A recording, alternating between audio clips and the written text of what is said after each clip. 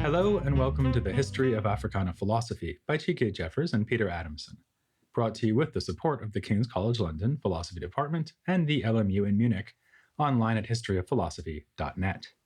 Today's episode, A Race Capital, the Harlem Renaissance. 26 novels, 10 volumes of poetry, 5 Broadway plays, countless essays and short stories, 3 performed ballets and concerti, and a considerable output of canvas and sculpture. This is how historian David Levering Lewis has summed up the output of the extraordinary period of artistic flowering known as the Harlem Renaissance. Lewis gives us 1917 to 1935 as the years during which it took place. This is certainly a rough and debatable estimate, but serves to make it clear that it was mainly a phenomenon of the 1920s, and within that time, as we shall see, 1926 above all. If that is the what and the when, then the where would seem to be pretty obvious, the black neighborhood of Harlem in New York City. It should be noted, however, that the phrase Harlem Renaissance came to be used only much later. This isn't as you might suspect, because renaissances are only ever named as such after the fact. Talk of a renaissance was indeed in the air in the 1920s and 30s. They spoke, though, of a Negro Renaissance, or sometimes a New Negro Renaissance. Later scholars have also pointed out that the cultural currents of the time were not restricted to New York City, much less that one part of the island of Manhattan that is Harlem. Nevertheless, New York City, and Harlem in particular, was indeed the epicenter of the movement, insofar as it can be called one.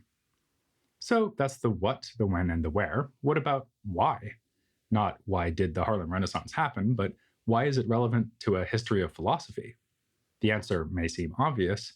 An artistic outpouring of this magnitude and historical significance is surely going to be relevant, if only because art so often exemplifies, expresses, and inspires philosophical concerns. But we're not going to provide in-depth examination of artistic works in this episode. We'll mostly be concerned with bigger picture questions. What counts as artistic flourishing anyway? And how does such flourishing relate to social progress? These were questions that the great philosophical minds of the time asked and sought to answer, rendering the Harlem Renaissance an epoch-making event in the development of Africana philosophy.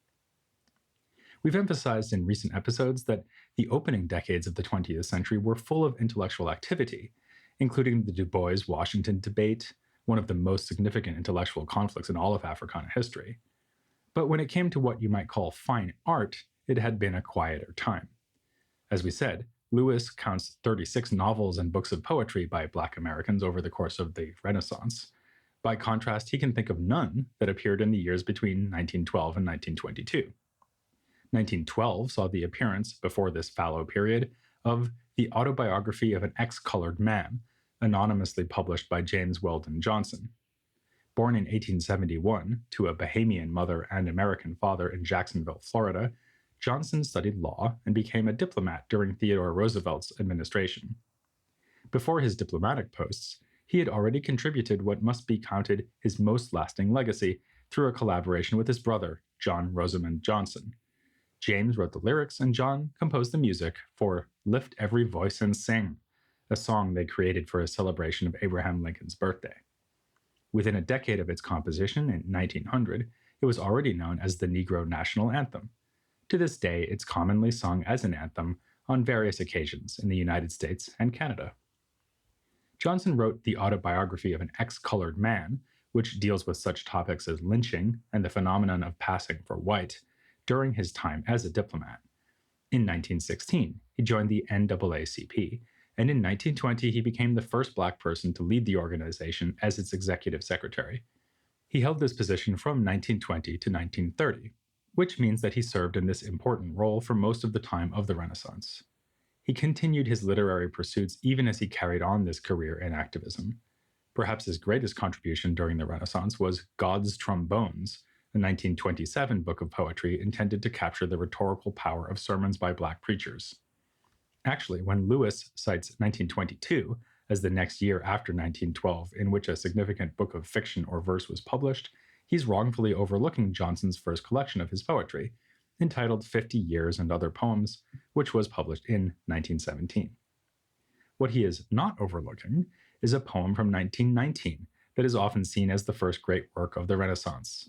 This is If We Must Die by Claude McKay, who first came to the United States from Jamaica in 1912 and began studying at Tuskegee before eventually ending up in New York City. He published If We Must Die in The Liberator, a monthly socialist magazine that he co-edited, and then included it in a collection of his poetry, Harlem Shadows. And it's this book that Lewis has in mind as breaking the black silence of 10 years. It was also anthologized in the same year by none other than James Weldon Johnson in his first-of-a-kind compilation of great black verse, the Book of American Negro Poetry. If We Must Die was written in response to the Red Summer. This was the name given to the summer of 1919 on account of violent race riots that erupted in a number of cities and towns across the US, most famously in Chicago. Many black people died at the hands of white mobs that summer and stretching into the fall, but there were some white deaths too, as black people fought back. McKay's poetic response encourages such resistance, announcing a new spirit of militancy in the face of white terror. Here's the poem in its entirety. If we must die, let it not be like hogs, hunted and penned in an inglorious spot, while round us bark the mad and hungry dogs, making their mock at our accursed lot.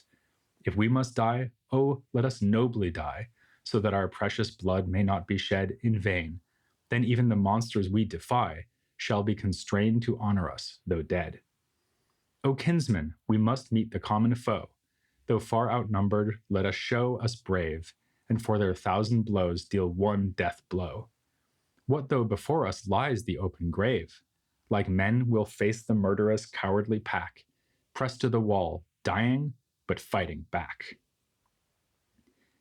In its lyrical audacity, this poem exemplifies the spirit of the so-called New Negro, a phrase that came to officially symbolize the Renaissance once the professional philosopher Alain Locke edited a book entitled just that, The New Negro, in 1926. But this event did not come out of nowhere after another 4-year pause in the action. Several landmark publications of the early 1920s added sparks to the growing blaze of creativity. These included Jean Toomer's 1923 book, Cain, a modernist masterpiece made up of short fiction and poetry. Significantly, the first novel of the Renaissance, not counting Cain given its defiance of genre, was by a woman writer, Jessie Redmond Fawcett. She served as literary editor for the NAACP's magazine, The Crisis, under the general editorship of Du Bois. In 1924, she published There is Confusion, which is remarkable for featuring middle-class black characters at a time when the black middle class was little recognized by the American popular imagination. In light of this growing body of work, 2 magazines associated with civil rights organizations, the NAACP's Crisis and the National Urban League's magazine Opportunity, announced contests for literary prizes. Charles S. Johnson, editor of Opportunity, has been credited with greatly stimulating and crystallizing the Renaissance, with the magazine's first awards dinner in May of 1925.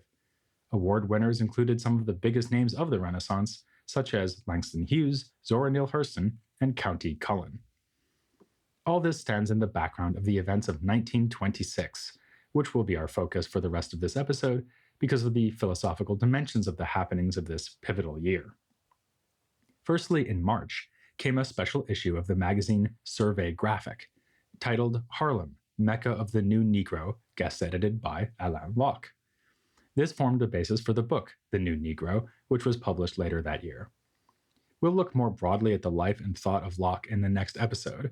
What matters for now is what Locke had to say about there being such a thing as New Negro, about the importance of Harlem, and what all this had to do with art and social progress.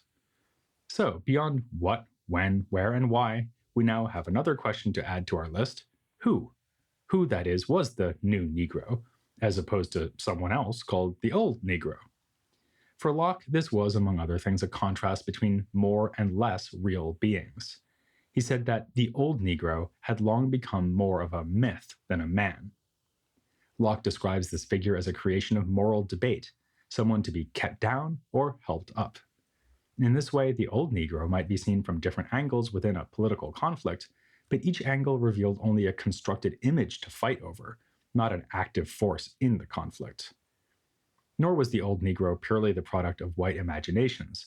There was Black complicity in his creation because African Americans had been led by a lack of independence to engage in a sort of protective social mimicry, a critical reference that recalls ideas we've seen before, like William Ferris's contrast between imitative and reflective beings.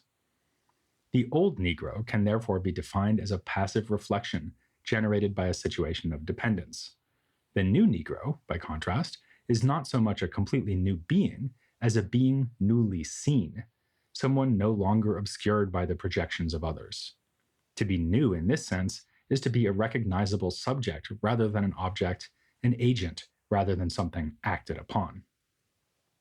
Key to this transformation for Locke is the historical process that has come to be known as the Great Migration, the arrival in northern cities of Black migrants from the rural South in massive numbers. The process had gotten underway during the 1910s, and its effects were very clearly noticeable by 1926. Locke does not just remark upon this process, he actively glorifies it. The wash and rush of this human tide on the beach line of the northern city centers is to be explained primarily in terms of a new vision of opportunity, of social and economic freedom, of a spirit to seize, even in the face of an extortionate and heavy toll, a chance for the improvement of conditions. Locke thus sees this geographical shift as the concrete embodiment of the disappearance of the old Negro, the shift from passive object to active subject. This brings us back to the where and the when. It was in large part the Great Migration that put Harlem in the Harlem Renaissance and made it happen in the 1920s. But of course, migrants from the South came to many northern cities, not only New York. Another significant source of demographic change in New York in particular was the arrival of people from the Caribbean, something we've already seen through the stories of figures such as Hubert Harrison, Marcus Garvey, and indeed the aforementioned Claude McKay. Locke writes, "Here in Manhattan is not merely the largest Negro community in the world, but the first concentration in history of so many diverse elements of Negro life. It has attracted the African, the West Indian, the Negro American, has brought together the Negro of the North and the Negro of the South, the man from the city and the man from the town and village, the peasant, the student, the businessman, the professional man, artist, poet, musician, adventurer and worker, preacher and criminal, exploiter and social outcast." Locke acknowledges that this cosmopolitan mix results from segregation. It was, after all, a concentration brought about by the fact that Black New Yorkers could not simply live anywhere they wanted. Nevertheless, it was a concentration rich with possibilities. Locke put it this way: "In Harlem, Negro life is seizing upon its first chances for group expression and self-determination. It is, or promises at least to be, a race capital." With this grand ideal, Locke contextualizes the poetry and prose collected in the book he edited under the title of The New Negro. He describes the hope that a rehabilitation in world esteem will develop out of the revaluation by white and Black alike of the Negro in terms of his artistic endowments and cultural contributions past and prospective. The contributions of the past to the development of American culture in the South are worthy of recognition, but the new situation brings a fresh opportunity to actively reshape the country. As Locke puts it, using the notion of a special gift introduced by figures like Du Bois, a second crop of the Negro's gifts promises still more largely.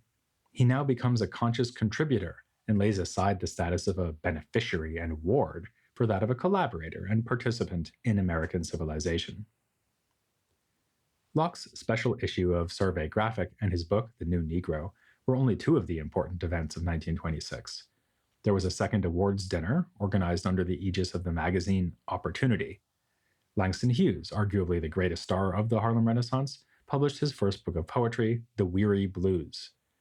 It features many of his most famous poems, including The Negro Speaks of Rivers, which is here dedicated to Du Bois. Even more significant for our purposes is an essay by Hughes titled The Negro Artist and the Racial Mountain, published in the weekly political magazine The Nation. It appeared in the June 23rd issue, 1 week after The Nation published a very striking essay by George Schuyler called The Negro Art Hokum. Without mentioning Schuyler by name, Hughes clearly responds to and rejects what he has to say. As a result, these two essays constitute what might be the most fascinating philosophical debate of the Renaissance, touching on fundamental issues of racial identity, class status, and, as with Locke's introduction to the new Negro, the question of art's purpose. Schuyler's piece denied that there was a renaissance in Black art going on in Harlem or anywhere else in the United States. This is not because he held recent work by Black artists in low regard, but because he thought the category of Black art made no sense in the context of the United States.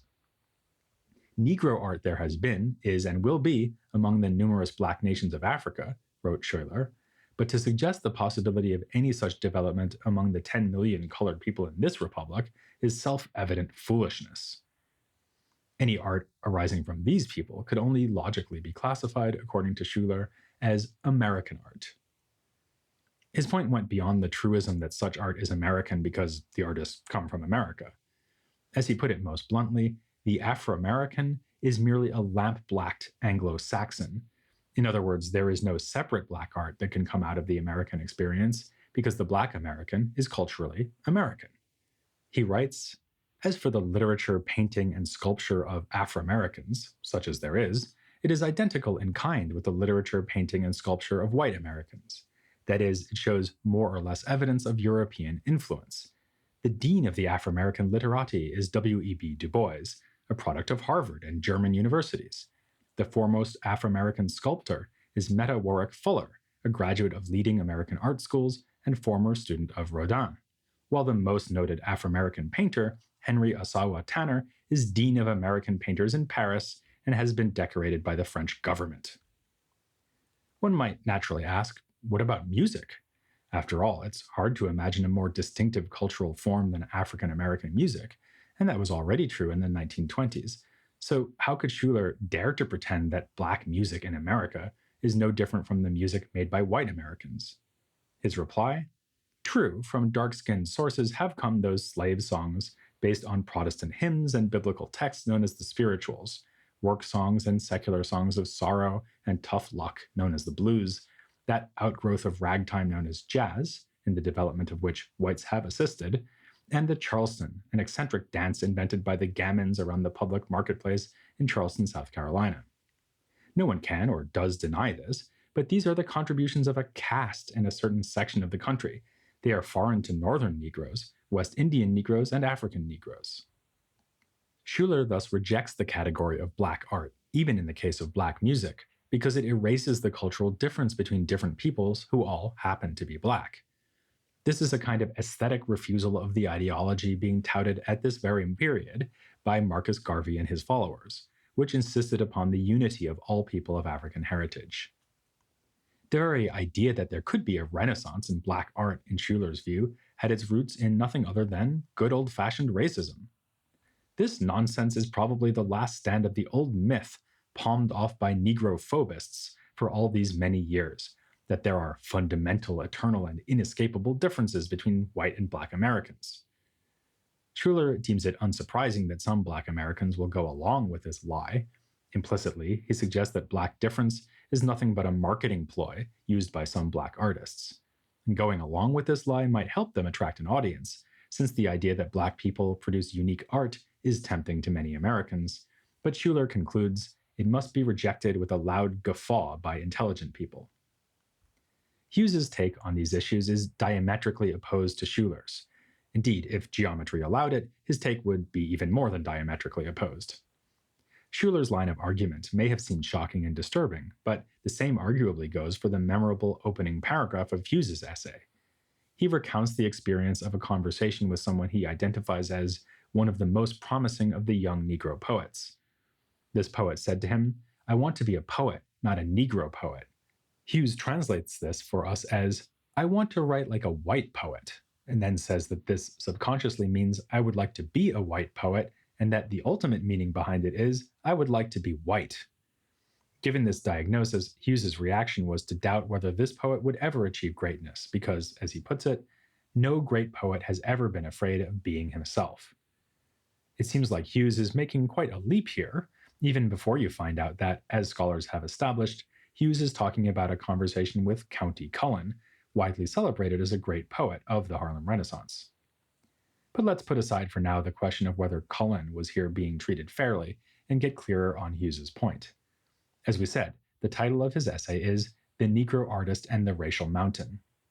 The mountain in question is precisely this urge to be white, or as he also puts it, the desire to pour racial individuality into the mold of American standardization and to be as little Negro and as much American as possible.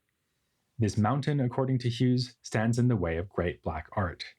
He perceives a strong class dimension to this phenomenon, describing the black middle class as highly susceptible to it. He describes a middle class upbringing complete with reading white newspapers and magazines, a mother warning her children not to be like N words when they're bad, a father who has married the lightest woman he could find, and various other forms of socialization, all leading to a common result. The word white comes to be unconsciously a symbol of all virtues. It holds for the children beauty, morality, and money. By contrast, Hughes glorifies the ways of those he calls the low-down folks, the so-called common element. From this class, he claims, an artist can furnish a wealth of colorful, distinctive material, because these people have not been forced into the standardizing American mold. When he turns to describing his own method as a poet, he makes clear his dedication to authentically capturing Black uniqueness. Most of my own poems are racial in theme and treatment, derived from the life I know. In many of them, I try to grasp and hold some of the meanings and rhythms of jazz. In contrast with Schuller's attempt to regionalize and provincialize jazz, along with other apparently distinctive forms of African American music, Hughes locates within it a kind of key to the Black inner world. Jazz, to me, is one of the inherent expressions of Negro life in America, the eternal tom-tom beating in the Negro soul, the tom-tom of revolt against weariness in a white world, a world of subway trains and work, work, work, the tom-tom of joy and laughter and pain swallowed in a smile. He proclaims it a duty of the rising generation of Black artists to seek to change the whisper of, "I want to be white," into a confident, "Why should I want to be white? I am a Negro and beautiful." Schuller and Hughes thus offer two strongly opposed perspectives, not just on the relation between identity and art, but on what it means to resist racism. Both see racism as underlying the position they reject. For Schuller, perception of Black uniqueness is an effect of racism, while Hughes suggests that racism's greatest power is its ability to push Black people to forsake the grand heritage of their uniqueness. One way to think through this debate would be to turn now to the poetry of the man who so disappointed Hughes, with his desire not to be locked into a black box, Countee Cullen. You might think he would be a spokesman for Schuller's point of view, given his refusal to describe himself as a Negro poet, yet his enduring classics are explorations of Black identity. The poem Heritage, for example, with its refrain, "What is Africa to me?" offers a complicated picture of modern alienation, but not one that can be considered universal, as it is the meaning and continuing influence of specifically African heritage that is at issue. It's furthermore ironic that Cullen serves Hughes as the symbol of aspiring towards raceless poetry, given that one of his most oft-quoted lines is the closing line of "Yet do I marvel," an interrogation of the mind of God that ends with Cullen musing, "Yet do I marvel at this curious thing, to make a poet black and bid him sing." Less than a week after Hughes's essay was published, 1926 saw yet another moment of philosophical significance. At an NAACP conference in Chicago, during a night in which the organization honored the historian Carter G. Woodson, Du Bois himself laid out his thoughts on the meaning and value of art in the context of the Renaissance. His address, entitled Criteria of Negro Art, is as essential to appreciating the intellectual dimensions of the Renaissance as the statements by Locke and Hughes. But so as not to stretch our discussion of 1926 out in this episode for so long that it begins to feel a year long in itself, we will save discussion of Du Bois's thoughts for a future episode. As for the Renaissance itself, it lasted for well over a year. It would ultimately come to an end in the 1930s in the context of the Great Depression. Some scholars, including Lewis, take the Harlem Riot of 1935 as the endpoint. Unlike the race riots of 1919, the Harlem Riot was arguably the first instance of what would become a major feature of the latter half of the 20th century. It was not a case of white mobs attacking a Black district, but of Black frustration bubbling over in response to racism, with property damage and struggles with police coming in the wake of a reported beating of a Black shoplifter by store employees. The riot stands out as a moment when Harlem once again began to symbolize something new, but not pleasantly new. Not the hope and artistic genius described by Locke, but the increasing poverty, isolation, and suffering of northern black ghettos. The name of Alan Locke has already been key throughout this episode, but there is much more to say about him. Though he's perhaps most famous as prophet and promoter of the Harlem Renaissance, he was in his own right one of the great minds in this period of American academic philosophy, especially thanks to the aesthetic theory which he applied in many contexts, ranging from scholarly journal articles to theater reviews. That's who we'll be covering next time and why you should make sure to listen. As for where, of course, our discussion of Locke will be right here on The History of Africana Philosophy.